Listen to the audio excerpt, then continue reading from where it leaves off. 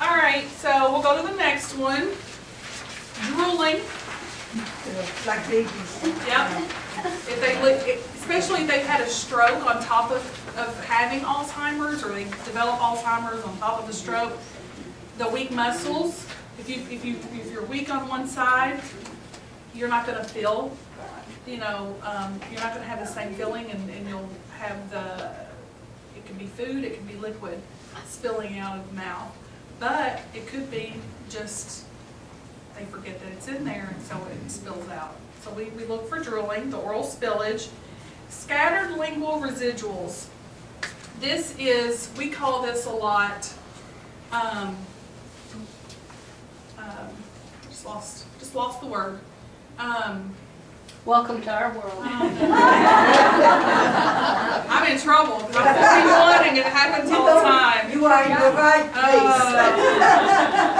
So what we look for is if there are any trace food. Am I doing okay? Yeah. Okay. If there's any, like if someone's chewing and swallowing and they're eating, and then all of a sudden it's not here or here, but they have all of this on their tongue, that it builds up. It can be a problem. For some reason it's not going from the front to the back, so we've got to look into that. Nasal regurgitation.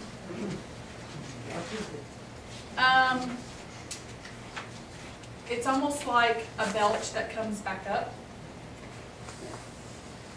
And depending on the diagnoses that the person has, that can happen more frequently. And if they have that, and you swallow that, huh? some people can spit it up, and some people don't realize that they're doing it, and so they swallow it, or they don't realize they do it, and that's when it gets into the level of the vocal cords.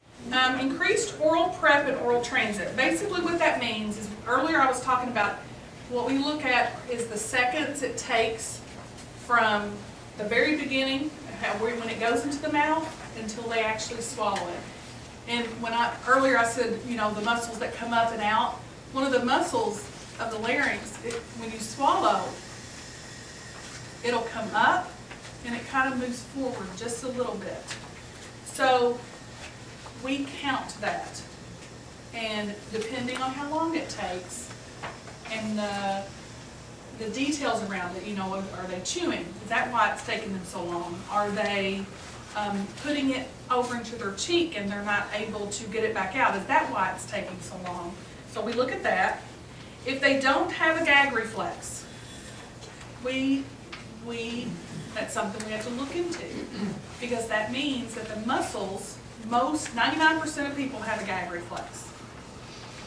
If someone doesn't, it means that those muscles may be atrophying. They may be getting weaker and weaker. And if that muscle is getting weaker, if that reflex is getting weaker, is the swallow reflex getting weaker? So we have to look at that. A gag reflex, if you ever been to the doctor and they put the tongue depressor in the very back, oh, and you gag, okay, that's it. Thank you. Mashing chewing pattern. This kind of goes hand in hand with the pumping tongue movement. I call the pumping tongue movement almost like a cow chew when they're. And I've had patients do that.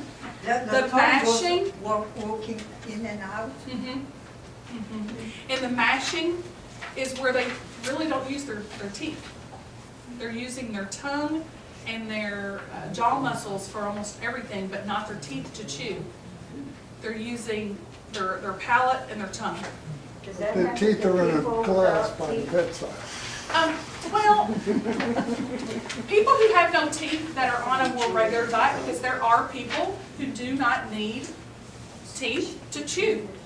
They're able to tolerate a regular diet, but they're able to still chew. This happens with or without teeth. They're not using that area of the mouth to chew.